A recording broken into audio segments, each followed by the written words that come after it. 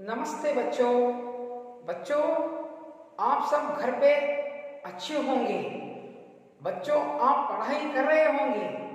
बच्चों, मैं फिर से आपके सामने आया हूँ। मेरा नाम है अब्दुल खादर जीलानी, श्री काशी महालिंग स्वामी प्रौढ़शाला बीरगा से मैं हिंदी शिक्षक के रूप में कार्य कर रहा हूँ। बच्चों, मैं फिर आपके सामने एक नया पाठ लेकर आया हूँ। मैं पाठ करने से पहले आपको एक प्रश्न पूछूंगा, आप उसका उत्तर देने का प्रयास कीजिए बच्चों। तो बच्चों, आप भारत में रहते हैं, तो भारत में बहुत से प्रचलित महान ग्रंथ कौन कौन से हैं? अच्छा, महाभारत, रामायण, उपनिषद और अनेक छोटी छोटी कहानियां आपको मिलती हैं और नाटक भी मिलते हैं। तो बच्चों, मैं और एक प्रश्न आपको पूछूंगा, आप उसका उत्तर देने का प्रयास कीजिए। तो बच्चों, रामायण में बहुत महीने तक सोने वाला व्यक्ति कौन है? कुंभकर्ण। सही कहा आपने। तो इसी प्रकार मैं पूछूंगा और एक प्रश्न। महाभारत में 101 कौन थे? कौरव थे। उनके पिता का नाम क्या था? धृतराष्ट्र। माता का नाम गांधारी। तो ये इनके पुत्र थे जो 101 थे। तो उसमें प्रसिद्ध कौन था? दुर्योधन। तो बच्चों, इसी प्रकार और एक उन्हीं के जो भाई थे, कजिन ब्रदर्स कहते हैं, तो वे कौन थे? पांडव। बहुत अच्छा। पांडव कितने थे? 5 थे। तो बच्चों, उसमें एक ऐसा व्यक्ति था जो बहुत खाता था, मोटा था, ऊंचा था, दष्ट पुष्ट था। वे कौन है? दुर्योधन। बहुत सही कहा। नहीं, आपने गलत कहा। दुर्योधन तो कौरवों में आता है बच्चों। कौन तुम बताओ? भीम। आपने सही जवाब दिया। तो पांडवों में जो अच्छा दष्ट पुष्ट और मोटा ताजा जो था वह भीम था। तो बच्चों, भीम ने किसे मारा था? दुर्योधन को। आपने सही कहा। और किसे किसे मारा था? राक्षसों को। ओहो, आप बिल्कुल सही कहा। तो बच्चों, आज हम इसी पौराणिक एकांकी को पढ़ने जा रहे हैं। मैं इसी पौराणिक एकांकी का एक प्रसंग जो होता है भीम और राक्षस, इसी पाठ को मैं आज आपको कहने जा रहा हूं। तो बच्चों, आप जानते हैं हमारे देश में बहुत से नाटक पहले किए जाते थे, जो हमारे गांव में और बस्तियों में, शहरों में उनका एक क्या होता था? एक रंगमंच होता था। वहां पर वे अपने प्रदर्शन को करते थे। हमारे महात्मा गांधी जी भी, उन्होंने एक अच्छा नाटक देखकर अपने जीवन की जीवनी को ही बदला। तो वह नाटक कौन सा था बच्चों? सत्य हरिश्चंद्र। तो महात्मा गांधी जी भी इस नाटक को देखकर अपने जीवन में सत्यवान बन गए। तो बच्चों, इसी प्रकार हमारे देश में जैसे हमें बहुत से नाटकों को देखते हैं, बहुत से कंपनियां जो अपने गांव में आकर नाटक कंपनियों के द्वारा ये नाटक प्रसार किए जाते हैं। तो हमें देखते हैं जैसे तरड़वाड़ो, श्रीगिरे, ब्रह्मठा, वहां पर भी बहुत से नाटक किए जाते हैं। इसी प्रकार हमें हमारे कर्नाटक में प्रसिद्ध जो स्थल है सानेहल्ली, तो वहां पर डॉक्टर पंडिताराध्य स्वामी जी नाटकों के लिए ही एक बहुत बड़ा स्थान बनाए हैं, जिनके नाटक देश विदेश में बहुत प्रसारित होते हैं, हमारे राज्यों में भी बहुत प्रसारित होते हैं। जैसे श्री बसवेश्वर, मरुड़ सिद्धय्या और बहुत से अलग अलग जो हमारे सांप्रदायिक नाटक होते हैं वहाँ प्रसारित होते हैं बच्चों। तो बच्चों आज के जो आधुनिक नाटक भी हैं हमें उसे भी देखते हैं। तो बच्चों आज मैं इस नाटक जो पौराणिक जो कथा है, जो पौराणिक एकांकी है, तो मैं इसे बताने से पहले इस पाठ के जो लेखक हैं श्री विष्णु प्रभाकर जी, तो उनके बारे में आज हमें जानकारी प्राप्त करेंगे बच्चों। तो सुनिए, प्रसिद्ध रेडियो नाटककार श्री विष्णु प्रभाकर। तो इस एकांकी के नाटककार कौन हैं? विष्णु प्रभाकर जी। सन 1912 में उनका जन्म मीरापुर जिले के मुजफ्फरनगर उत्तर प्रदेश में हुआ। ಅಂದ್ರೆ ವಿಷ್ಣು ಪ್ರಭಾಕರ್ ಜಿ ಅವರ ಜನ್ಮ 1912ರಲ್ಲಿ ಮೀರಾಪುರ್ ಜಿಲ್ಲೆಯ ಮುಜಫ್ಫರ್ನಗರ್ ಉತ್ತರ ಪ್ರದೇಶದಲ್ಲಿ ಅವರ ಜನ್ಮವಾಯಿತು। ಆಕೆ ಪ್ರಸಿದ್ಧ ಏಕಾಂಕಿ ಸಂಗ್ರಹ ಅವರ ಬರೆದಂತಹ ಏಕಾಂಕಿಗಳು ಈ ರೀತಿ ಇದ್ದಾವೆ।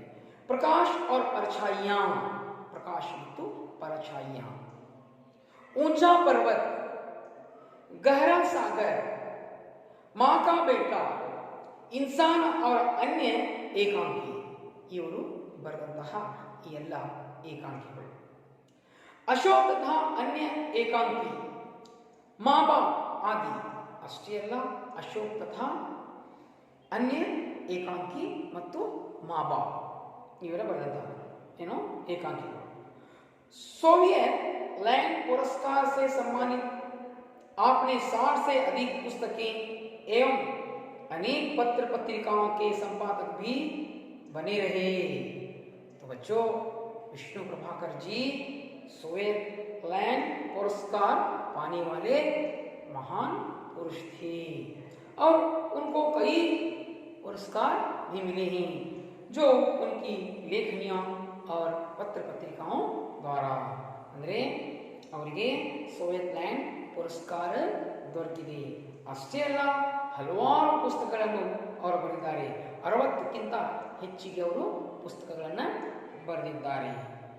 ಅದಕ್ಕೆ ಅವರಿಗೆ ಹಲವಾರು ಪತ್ರಿಕೆಗಳಲ್ಲಿಯೂ ಅವರು ಸಂಪಾದಕರಾಗಿ ಸೇವೆಯನ್ನು ಸಲ್ಲಿಸಿದ್ದಾರೆ। आवारा मसीहा की प्रसिद्ध जीवनी है। विष्णु प्रभाकर जी की आवारा मसीहा, ಯಾವುದು ಆವಾರ ಮಸೀಹ ಅವರ ಪ್ರಸಿದ್ಧವಾದಂತಹ ಒಂದು ಜೀವನಿ ಇದೆ ಮಕ್ಕಳಿಗೆ। आपके उपन्यास हैं और बरतंತಹ उपन्यासಗಳು। अर्धनारीश्वर केंद्र साहित्य अकादमी द्वारा पुरस्कार। हाँ देखिए बच्चों, अर्धनारीश्वर जो उनका जो उपन्यास है उसके लिए केंद्र साहित्य अकादमी द्वारा पुरस्कार प्राप्त हुआ है।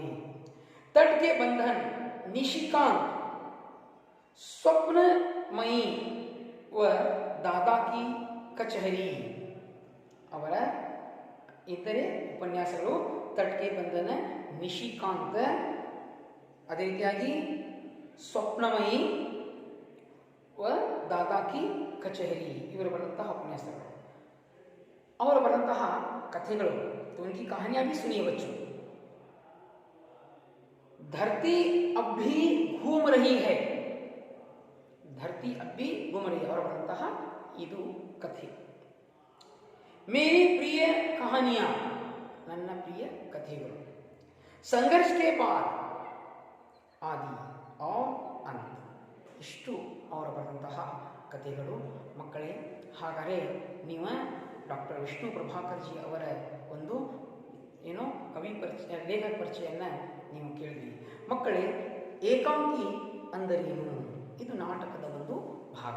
तो बच्चों यह नाटक का एक भाग होता है जो बड़े बड़े ग्रंथों द्वारा उस प्रसंग को लेकर यह नाटक किया जाता है।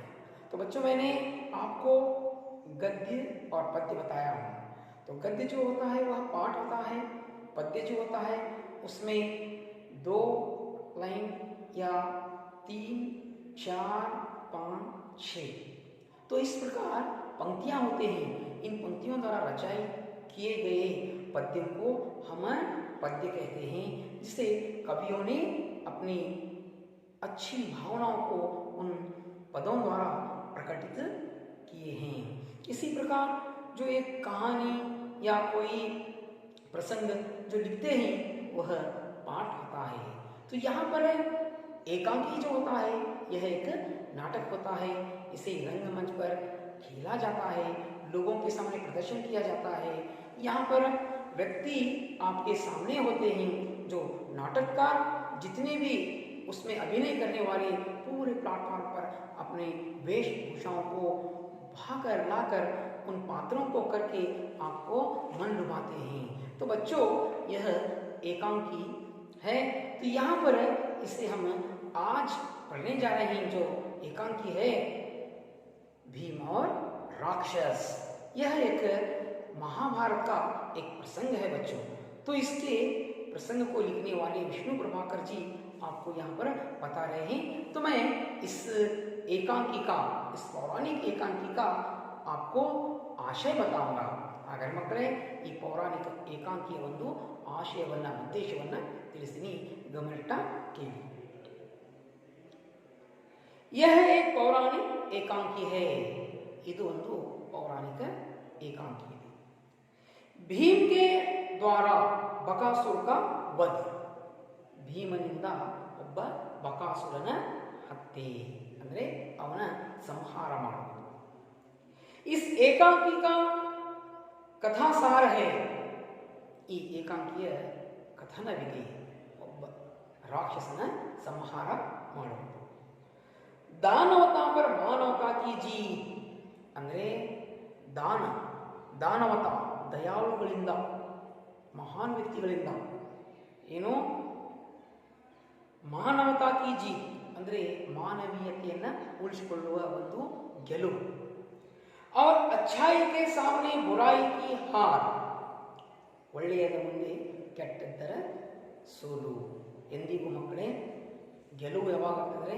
ಸತ್ಯ ಎಲ್ಲಿರುತ್ತೆ ಅಲ್ಲಿ ಗೆಲುವಿದೆ, ಎಲ್ಲಿ ಅನ್ಯಾಯ ಇದೆ ಅಲ್ಲಿ ಸೋಲು ಇದ್ದೇ ಇದೆ। ನಾವು ಅದಕ್ಕೆ ಜೀವನದಾಗ ಎಂದಿಗೂ ಸುಳ್ಳು ಮಾತಾಡಬಾರ್ದು, ಮೋಸ ಮಾಡಬಾರ್ದು, ವಂಚನೆ ಮಾಡಬಾರ್ದು, ದರೋಡೆ ಮಾಡಬಾರ್ದು, ಹತ್ಯೆ ಮಾಡಬಾರ್ದು, ಆಮೇಲೆ ಕೆಟ್ಟ ಗುಣಗಳನ್ನು ನಮ್ಮ ಜೀವನದಲ್ಲಿ ಬೆಳೆಸ್ಕೊಳ್ಬಾರ್ದು, ಒಳ್ಳೆಯ ಗುಣಗಳನ್ನು ಬೆಳೆಸ್ಕೊಳ್ಬೇಕು। ಹಾಗಾಗಿ ಈ ಪಾಠದಿಂದ ನಮಗೆ ಮಕ್ಕಳೇ ನಮ್ಮ ಜೀವನದಲ್ಲಿ ಒಳ್ಳೆಯ ಮೌಲ್ಯವನ್ನು ನಾವು ಈ ಏಕಾಂಕಿಯ ಮುಖಾಂತರ ನಾವು ಕಲಿತೀವಿ। तो इस एकांकी का संदेश है। ಹಾಗಾದರೆ ಈ ಒಂದು ಏಕಾಂಕಿಯ ಸಂದೇಶ ಏನಿದೆ ಅಂದರೆ ನಮ್ಮ ಜೀವನದಲ್ಲಿ ನಾವು ಸತ್ಯವಾದಿಗಳಾಗಬೇಕು, ಪ್ರಾಮಾಣಿಕರಾಗಿರಬೇಕು, ಅನ್ಯಾಯ, ಅನೀತಿ, ಹಿಂಸೆ ಮಾಡೋರಾಗಬಾರ್ದು।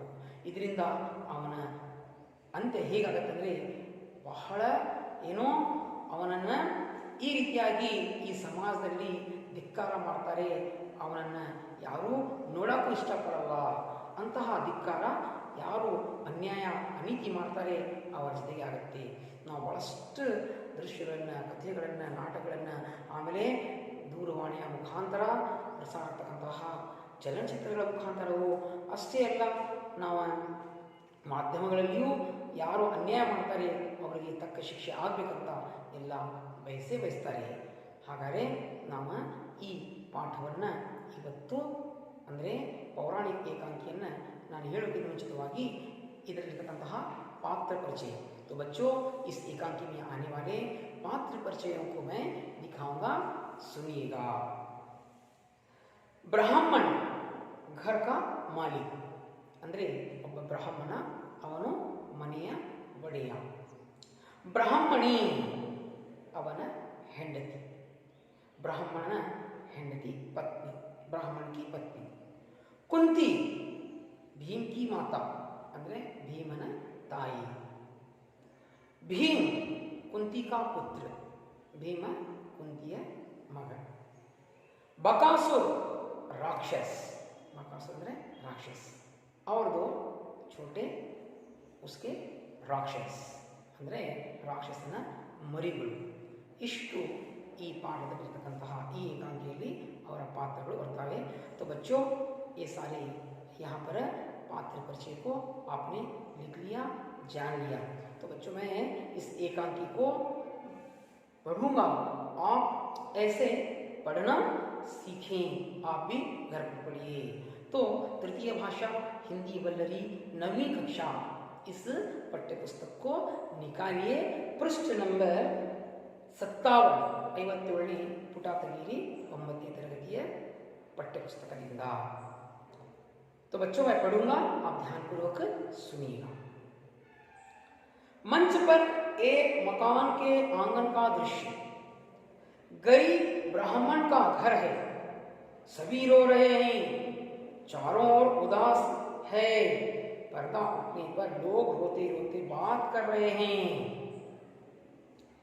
ब्राह्मणी रोकर, मैं कहती हूं तुम मुझे जाने दो, बच्चे तो अब बड़े हो गए हैं, उन्हें संभालने में कोई कठिनाइयां नहीं होगी।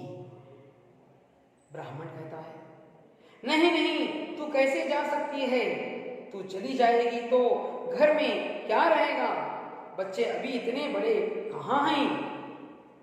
फिर बेटी का विवाह भी करना है। नहीं, मैं ही जाऊंगा। तो जब ब्राह्मणी कहती है, अजी तुम कैसे जाओगे? तुम चले गए तो घर का सहारा ही चला जाएगा। नहीं, मैं ही जाऊंगी।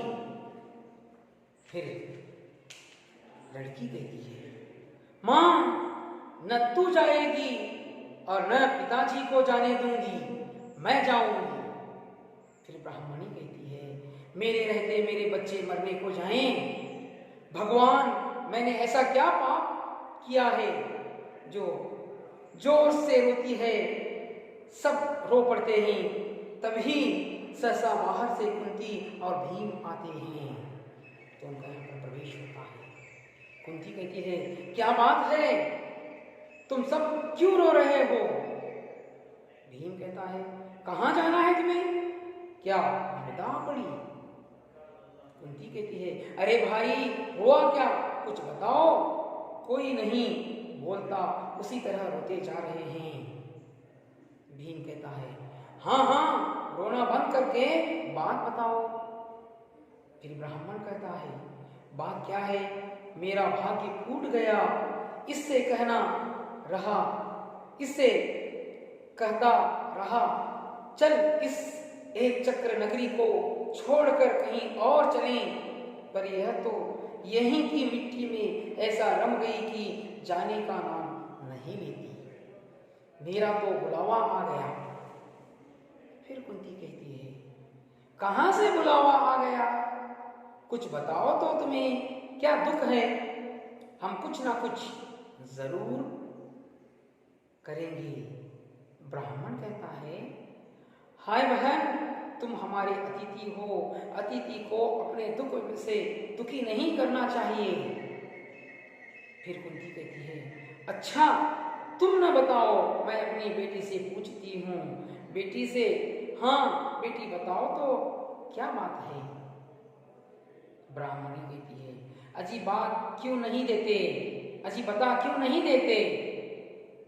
ये परदेशी हैं, उस राक्षस की कहानी का इन्हें क्या पता?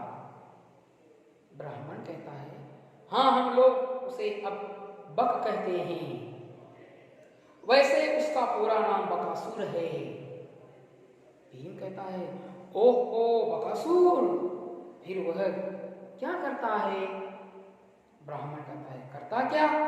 इस नगरी की रक्षा करता है। कुंती कहती है, राक्षस रक्षा करता है?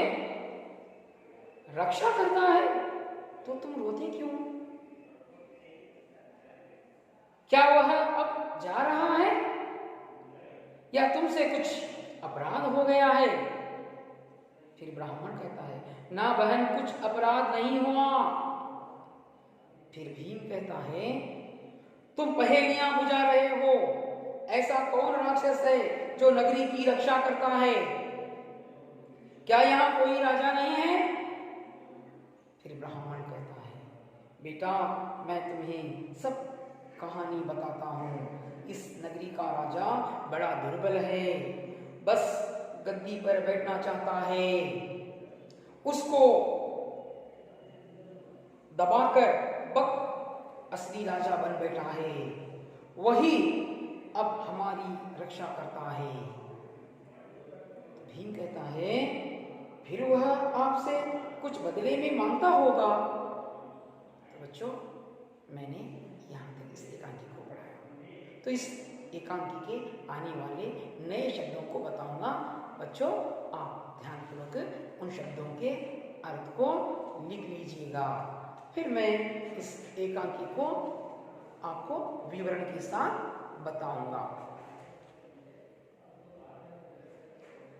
नए शब्द विपदा, मुसीबत, परेशानी, रम जाना, मग्न होना, इन्वॉल्व होना, पहेलियां बुझाना, घुमा फिरा कर बात करना, तिरुमुरु माताड़ोदो, रखवाली, पहरेदारी, बारी, क्रमवार, क्रमानुगत, भुगतना, झेलना, उजड़ना, बर्बाद करना, उजाड़ना, बर्बाद करना, सर्वनाश ಮಾಡುವುದು, अजीब, विचित्र, सब्र, सहनशीलता। तो बच्चों आप इन शब्दों के अर्थ लिख लेना। अब मैं इस पाठ को, इस एकांकी को विवरण के साथ बताऊंगा, आप ध्यानपूर्वक सुनिएगा।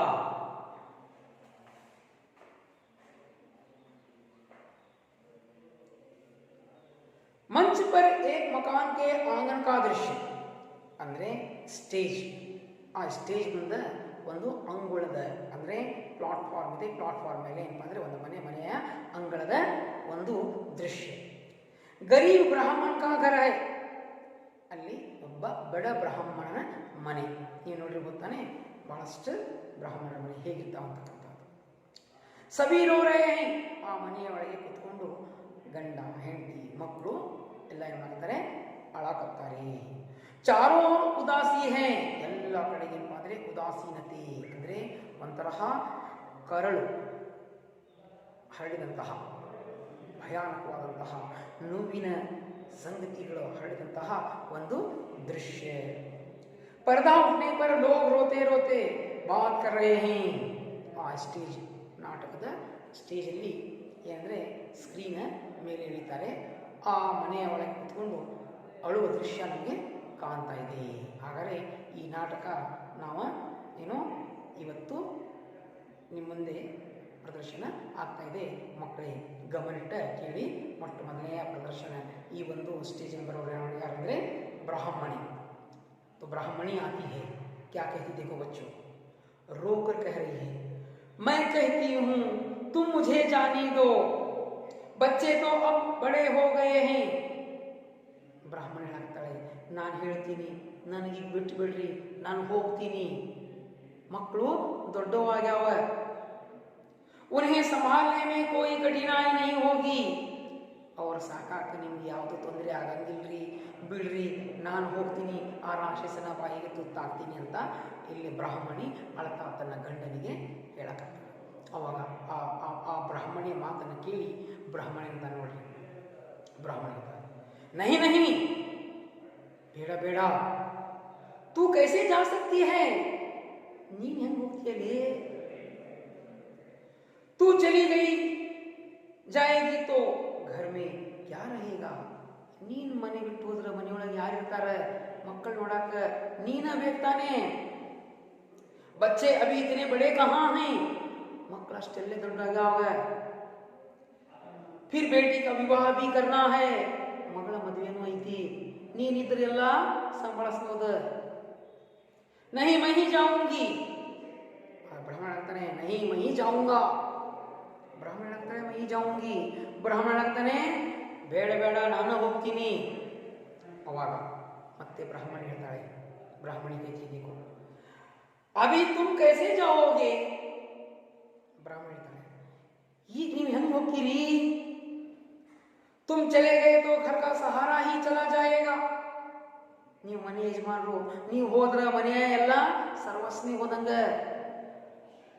ಮನೆಯ ಯಜಮಾನ ಹೋದ್ರೆ ಮನೆ ನೋಡ್ಕೊಳ್ಳೋರು ಯಾರು? ನೀವು ಬ್ಯಾಡ್ರಿ ಹೋಗೋದು. ನಮ್ಮ ಆಧಾರ ಇದ್ದಂಗೆ ನೀವು ಮನೆ ಎಲ್ಲ ನೋಡ್ಕೊಳ್ಳೋರು ನೀವು ಹೋದ್ರೆ ಹೆಂಗ್ರಿ? ನಹಿ ಮಹಿ ಜಾವುಗಿ, ನೀವು ಬೇಡ ನಾನು ಹೋಗ್ತೀನಿ. ಈ ರೀತಿಯಾಗಿ ಬ್ರಾಹ್ಮಣಿಗೆ ಹೇಳಕತ್ತಾಳ. ಅವಾಗ ತಂದೆ ತಾಯಿಯ ಬ್ರಾಹ್ಮಣ ಮತ್ತು ಬ್ರಾಹ್ಮಣಿಯ ಮಾತು ಕೇಳಿ ಅವರ ಮಗಳು ಹೇಳ್ತಾಳೆ, ಲಡ್ಕಿ कहती है माँ अभिभावक शिट न तुम जाओगी और न पिताजी को जाने दोगी. ಏನ್ ಹೇಳ್ತಾಳ ಮಗಳ?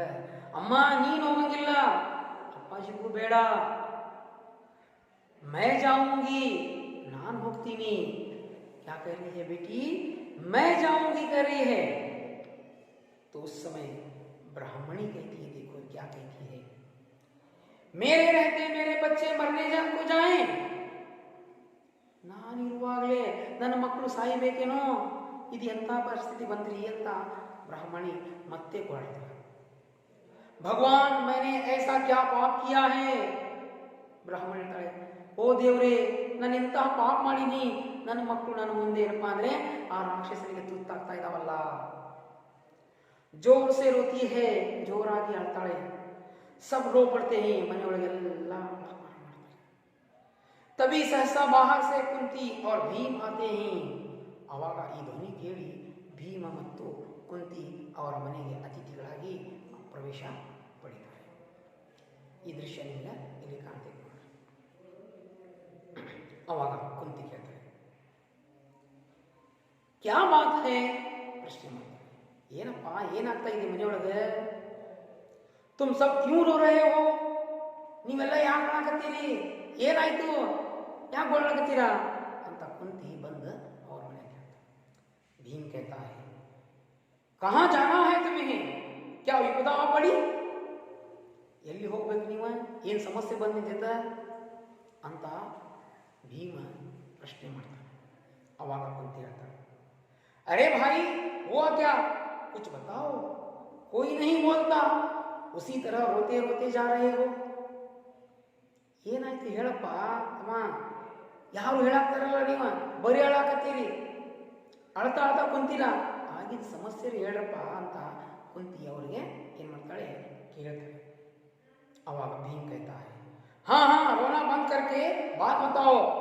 ಆಯ್ತಾಯ್ತು, ನಿಮ್ದು ಅಳೋದು ಭಾಳ ಆಯ್ತು, ಮೊದಲ ಏನಾಯ್ತಂತ ಹೇಳ್ರಿ, ಆಮೇಲೆ ಅದಕ್ಕೆ ಬಗೆಹರಿಸೋಣ, ಸಮಸ್ಯೆ ಬಗೆಹರಿಸೋಣ ಅಂತ ಭೀಮ್ ಏನು ಮಾಡ್ತಾನೆ ಈ ರೀತಿಯಾಗಿ ಹೇಳ್ತಾನೆ. ಅವಾಗ ಬ್ರಾಹ್ಮಣ ಅಂತಾನೆ, ಬಾತ್ ಕ್ಯಾ ಹೈ, ಮೇರಾ ಭಾಗ್ಯ ಟೂಟ್ ಗಯಾ, ಭಾಗ್ಯ ಟೂಟ್ ಜಾನಾ, ನಸೀಬ್ ಟೂಟ್ ಜಾನಾ. ತಿಳಿತಾ ಮಕ್ಕಳೇ? ಭಾಗ್ಯ ಒಡೆದು ಹೋಗುವುದು ಅಂದರೆ ನನ್ನ ಹಣೆ ಬರ ಕೆಟ್ಟಿದೆ ಅಂತ ಯಾರು ಹೇಳಾಕ್ತಾರೆ? ಬ್ರಾಹ್ಮಣ ಹೇಳಾಕ್ತಾರೆ. ಮೇರಾ ಭಾಗ್ಯ फूट गया है, इससे कहता रहता चल इस एक चक्र नगरी को छोड़कर कहीं और चलें. ಬ್ರಾಹ್ಮಣ ಹೇಳ್ತಾನೆ, ನನ್ನ ಹೆಂಡತಿಗೆ ಹೇಳಾಕತ್ತೀನಿ, ಈ ಒಂದ ಊರೈತೆ ನಿನಗೆ, ಸುತ್ತಲೂ ಇರ್ತಕ್ಕಂತಹ ಊರಲ್ಲಿ ಈ ಊರು ಬಿಟ್ಟಿನ ಹೋಗು ನಡಿ, ಈ ಊರು ಬಿಟ್ಟು ನಾವು ಬೇರೆ ಊರಿಗೆ ಹೋಗೋಣ. ಕೇಳಂಗಿಲ್ಲ, ಇವಳು ಇದ ಊರಾಗಿರ್ತೀನಿ ಅಂತಾಳ, ಇಲ್ಲೇ ಇರ್ತೀನಿ ಅಂತಾಳ ಅಂತ ಬ್ರಾಹ್ಮಣ ಭೀಮನಿಗೆ ಹೇಳ್ತಾನೆ. पर यह तो यहीं की मिट्टी में ऐसा रम गई कि जाने का नाम ही नहीं लेती. रम जाना ತೊಡಗುವಿಕೆ, ಅದರಲ್ಲಿ ಬೆರೆಯುವುದು ಅಂದ್ರೆ ಇವಳು ಈ ಊರು ಬಿಟ್ಟು ಹೋಗಾಕ ಒಲ್ಲೆ ಅಂತಾಳ, ಇಲ್ಲಿಯ ಮಣ್ಣೊಳಗ ಬೆಳೆದ್ಕೊಂಡ್ಬಿಟ್ಟಾಳ, ಈ ಊರು ಬಿಟ್ಟು ಬೇರೆ ಕಡೆ ಹೋಗೋಣ ಅಂದ್ರು ಕೇಳ್ತಾ ಇಲ್ಲ. ಮೇರಾ ತೋ ಬುಲಾವಾ ಆ ಗಯಾ, ಈಗ ನನಗಂತೂ ಆಮಂತ್ರಣ ಬಂದ್ಬಿಟ್ಟಿದೆ, ನನಗ ಕರೆ ಬಂದಿದೆ, ನನಗ ರಾಕ್ಷಸ ನನ್ನನ್ನು ಆಹಾರವನ್ನಾಗಿ ಮಾಡ್ಕೊಳ್ತಾ ಇದ್ದಾನೆ, ಅದಕ್ಕೆ ಆ ಕರೆಗೆ ನಾನು ಹೋಗಲೇಬೇಕಾಗಿದೆ ಅಂತ ಬ್ರಾಹ್ಮಣ ಹೇಳ್ತಾನೆ.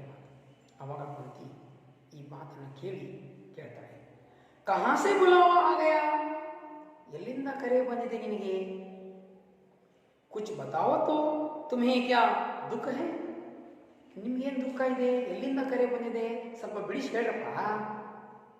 हम कुछ ना कुछ जरूर करेंगे. ನಾವೇನಾದರೂ ಅದಕ್ಕೆ ಒಂದು ಅದಕ್ಕೆ ಏನಾದರೂ ಒಂದು ನಾವು ಅದಕ್ಕೆ ಸಮಸ್ಯೆ ಬಗೆಹರಿತಕ್ಕಂತಹ ಒಂದು ಉಪಾಯ ಹುಡುಕ್ತೀವಿ. ಹೇಳ್ರಪ್ಪ ನೀವು ಅಂತ ಕುಂತಿ ಅವರ ಭೀಮ್ ಮತ್ತು ಇವರಿಗೆ ಬ್ರಾಹ್ಮಣ ಮತ್ತು ಬ್ರಾಹ್ಮಣಿ ಅವ್ರ ಮಗಳಿಗೆ ಕೇಳ್ತಾನೆ. ಅವ ಬ್ರಾಹ್ಮಣ ಹಾಯ್ ಬಹನ್ ದುಃಖದಿಂದ ಹೇಳ್ತಾನೆ, ಅಭಿಭಾವಕ ಚೀನಲ್ಲೇ ಕಾಣ್ತಾನೆ. ತುಮ್ ಹಮಾರೆ ಅತಿಥಿ ಹೋ. ಅಲ್ಲಮ್ಮ ನೀವು ನೋಡಿ ನಮ್ಮ ಮನೆಗೆ ಬಂದಿರಿ, ನಮ್ಮ ಮನೆಗೆ ನೀವು ಅತಿಥಿಗಳಾಗಿದ್ದೀರಿ. ನೋಡಿ ನಮ್ಮ ದೇಶದೊಳಗೆ ಯಾವಾಗಲೂ ಅತಿಥಿ ಸತ್ಕಾರ ಭಾಳಷ್ಟಿದೆ. ನಾವು ರಾಮಾಯಣ ಮಹಾಭಾರತ ಕಾಲದಿಂದಲೂ ನಾವು ಮಾಡ್ತೀವಿ. ನಮ್ಮ ಸಂಪ್ರದಾಯ ಭಾರತದ ಒಂದು ಏನೋ ಸಂಸ್ಕೃತಿ ಇದೆ. ಬಂದಿದಂತಹ ಅತಿಥಿಗಳಿಗೆ ನಾವು ಬಹಳ ಗೌರವ ಕೊಡ್ತೀವಿ, ಸನ್ಮಾನ ಕೊಡ್ತೀವಿ.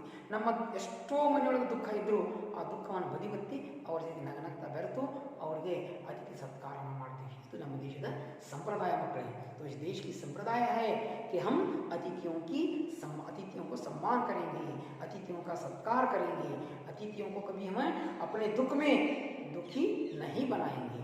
तो यहाँ पर जो ब्राह्मणी थी वह कह रही है, ब्राह्मण भी कह रहा है, तुम तो मेरे अतिथि हो. अतिथि को अपने दुख से दुखी नहीं करना चाहिए. ನಮ್ಮ ದುಃಖದೊಳಗ ಅತಿಥಿಗಳಿಗೆ ದುಃಖಿತರನ್ನಾಗಿ ಮಾಡಬಾರದು ಅಂತ ಬ್ರಾಹ್ಮಣ ಹೇಳ್ತಾನೆ. ಅವಾಗ ಕುಂತಿ ಕೇಳಿದೆ, ಅಚ್ಚಾ ತುಮ್ ನ ಬತಾओ, ಹಾಗಾದ್ರೆ ನಿಮ್ಮ ಸಮಸ್ಯೆ ಹೇಳಲ್ವಾ? मैं अपनी बेटी से पूछती हूँ. ಹಾಗಾದ್ರೆ ನೀವು ಹೇಳಬೇಡಿ, ನನ್ನ ಮಗಳಿಗೆ ನಾನು ಕೇಳ್ತೀನಿ. बेटी से हाँ बेटी बताओ तो क्या बात है. ಅಲ್ಲಮ್ಮ ಏನಾಗಿದೆ, ಇವರೆಲ್ಲ ಯಾಕೆ ಹೇಳಕತ್ತಾರ, ನೀನು ಹೇಳವ ಮಗಳೇ ಅಂತ ಕುಂತಿ ಆ ಬ್ರಾಹ್ಮಣಿ ಮಗಳಿಗೆ ಕೇಳ್ತಾಳೆ. ಅವಾಗ ಬ್ರಾಹ್ಮಣ ಅಜಿ ಬತಾ ಕ್ಯೂ ನಹಿ ಬೇಟೆ. ಬ್ರಾಹ್ಮಣ ಹೇಳ್ತಾ ಇದ್ದಾನೆ ಕಣ್ಣಿಗೆ, ಹೇಳ್ರಿ ಯಾಕೆ ನೀವು ಹೇಳಂಗಿಲ್ಲ ಇವರಿಗೆ.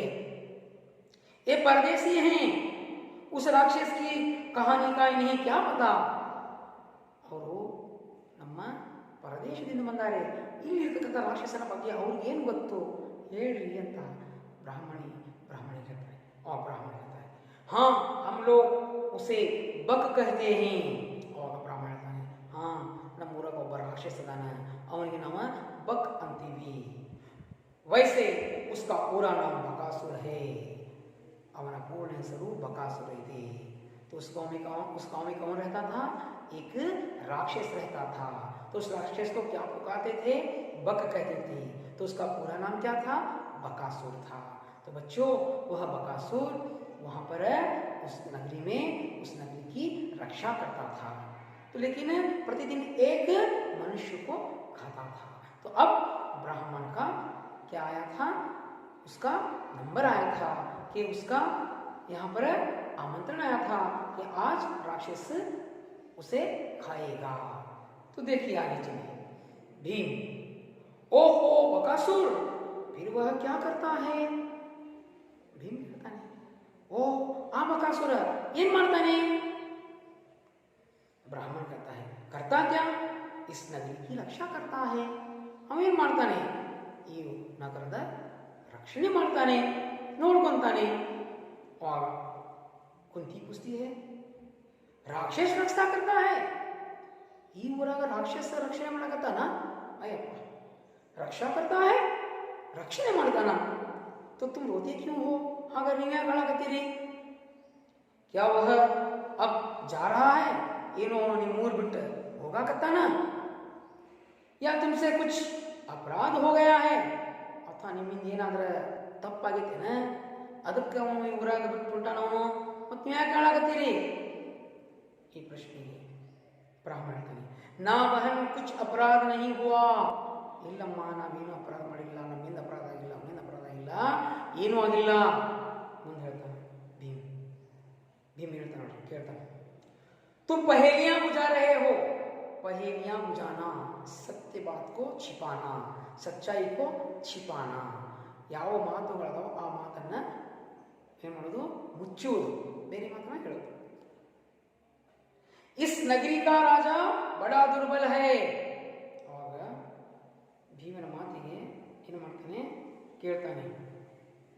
ಭೀಮ್ ಹೇಳ್ತಾನೆ, ऐसा कौन राक्षस है जो नगरी की रक्षा करता है, क्या यहाँ कोई राजा नहीं है? ಅವಾಗ ಭೀಮ್ ಹೇಳ್ತಾನೆ, ಈ ಊರಿಗೆ ರಾಜ ಇಲ್ವಾ? ರಾಕ್ಷಸ ಯಾಕೆ ರಕ್ಷಣೆ ಮಾಡಕತ್ತಾನ? ಈ ಊರಾಗ ಯಾರು ನೋಡ್ಕೊಳ್ಳಿಲ್ಲ, ಈ ಊರಿಗೊಬ್ಬ ರಾಜ ಅಂತ ಹೇಳ್ತಾನೆ, ಅವನೆಲ್ಲ ಹೋಗಿದ್ದಾನೆ, ಅವನು ನೋಡ್ಕೊಳ್ಳಲ್ವಾ ಅಂತ ಹೇಳ್ತಾನೆ. ಅವಾಗ ಬ್ರಹ್ಮ ಹೇಳ್ತಾನೆ, ಬೇಟಾ ಮೈ ತುಮೇ ಸಬ್ ಕಹಾನಿ ಬತಾತಾ ಹೂಂ. ಅವಾಗ ಬ್ರಹ್ಮ ಹೇಳ್ತಾನೆ, ಮಗನೇ ನಿನಗ ಇಲ್ಲಿಯ ಪೂರ್ತಿ ಕಥೆ ನಾನು ಹೇಳ್ತೀನಿ, ಕೇಳು. ಇಸ್ ನಗರಿ ಕಾ ರಾಜ ಬಡಾ ದುರ್ಬಲ್ ಹೈ. ದುರ್ಬಲ್ ಅಂದರೆ ಅಶಕ್ತ, ನಾಟ್ ಫಿಟ್ನೆಸ್. ಅವನು ಪೂರ್ತಿ ಸದೃಢವಾದಂತಹ ರಾಜ ಇಲ್ಲ. ಅವನ ಏನಪ್ಪಾ ಅಂದರೆ ಹೇಳಿದ್ದಾನೆ. ಬಸ್ ಗದ್ದಿ ಪರ್ बैठना चाहता है. ಅವನ ಸಿಂಹಾಸನದ ಮೇಲೆ ಕುಂದು ಮಾತ್ರ ಗೊತ್ತ, ಉಳಿದ ರಕ್ಷಣೆ ಮಾಡೋದಕ್ಕೆ ಗೊತ್ತಿಲ್ಲ. उसको दबाकर बक असली राजा बन बैठा है. ಅವನಿಗೆ ಒತ್ತಿ ಬಕಾಸುರ ಏನಾಗಿದ್ದಾನೆ ಅಂದರೆ ಅಲ್ಲಿಯ ರಾಜ ಆಗಿ ಕುಂತಿದ್ದಾನೆ. ಅವನೇ ರಾಜ ಆಗಿಬಿಟ್ಟಾನ. ಇವನು ರಾಜ ಏನಾಗಿದ್ದಾನೆ, ಪೂರ್ತಿ ನಿರ್ಗಳ ಅಂದರೆ ಅಶಕ್ತನಾಗಿ ಅವನ ಏನಾಗಿದ್ದಾನೆ, ಗುಲಾಮ ಆಗಿಬಿಟ್ಟಿದ್ದಾನೆ, ರಾಕ್ಷಸನ ಗುಲಾಮ ಆಗಿಬಿಟ್ಟಿದ್ದಾನೆ. वही अब हमारी रक्षा करता है. ಆ ರಾಕ್ಷಸನೇ ನಮ್ಮ ರಕ್ಷಣೆ ಮಾಡ್ತಾನೆ ಊರಿಗೆ. तो भीम कहता है फिर वह आपसे कुछ बदले में मांगता होगा. ಹಾಗಾದ್ರೆ ಅವನು ನಿಮ್ಗೆ ಊರಿನ ರಕ್ಷಣೆ ಮಾಡ್ತಾನಂದ್ರೆ ಏನರ ಕೇಳ್ತಿರ್ಬೇಕಲ್ಲ ಅಂತ ಏನು ಮಾಡ್ತಾನ ಭೀಮ ಬ್ರಾಹ್ಮಣಿಗೆ ಹೇಳ್ತಾನೆ. ಮುಂದೆ ಏನಾಗುತ್ತೆ ಮಕ್ಕಳೇ, ನಾ ಮುಂದಿನ ಪಾಠ ತಿಳಿಸ್ತೀನಿ. ಈ ಪಾಠದಲ್ಲಿ ಬರ್ತಕ್ಕಂತಹ ಇಸ್ ಏಕಾಂಕಿ की आने वाले प्रश्नों को मैं अब पूछूंगा. बच्चों आप इन प्रश्नों के उत्तर देने का प्रयास कीजिए, जो मैं आपको गृह कार्य भी दूंगा. इसके साथ आप उन गृह कार्य को लिखकर लाइएगा. बच्चों निम्नलिखित सदृश्य प्रश्नों के उत्तर दीजिए. पहला प्रश्न है, सहदेव माद्री का बेटा, भीम कुंती का बेटा. दूसरा प्रश्न है, भीम मानव, बकासुर राक्षस. अच्छा, तीसरा प्रश्न, अर्धनारीश्वर उपन्यास आवारा मसीहा जीवनी. सही कहा आपने. चौथा प्रश्न है, दुर्योधन कौरव, भीम पांडव. बहुत अच्छा. पांचवा प्रश्न है, पाठ पढ़ाना, सबक सिखाना, भाग्य फूटना, बुरा होना. बहुत अच्छा. सही सही आपने उत्तरों को बताया. तो बच्चों अब आगे चलेंगे. अभ्यास प्रश्न, एक वाक्य में उत्तर लिखिए. पहला प्रश्न है, बकासुर कहाँ रहता था? उत्तर है, बकासुर एक चक्र नगरी में रहता था. दूसरा प्रश्न है, भीम कौन था? उत्तर है, भीम कुंती का पुत्र था. तीसरा प्रश्न, भीम और राक्षस पाठ के लेखक कौन हैं? उत्तर बताइए. भीम और राक्षस पाठ के लेखक हैं श्री विष्णु प्रभाकर जी. आपने सही सही उत्तर बताया. तो बच्चों मैं अब आपको गृह कार्य दूंगा, आप उसे लिखकर लाइएगा. पहला प्रश्न है, भीम कौन था? फिर से बताऊंगा, लिख लीजिए. भीम कौन था? दूसरा प्रश्न है, ब्राह्मण के घर में सब लोग क्यों रो रहे थे? दूसरा प्रश्न है, ब्राह्मण के घर में सब लोग क्यों रो रहे थे? तो बच्चों आपको पाठ में समझ में आया होगा. मैं इसका दूसरा भाग अगली कक्षा में बताऊंगा. फिर मिलेंगे. धन्यवाद.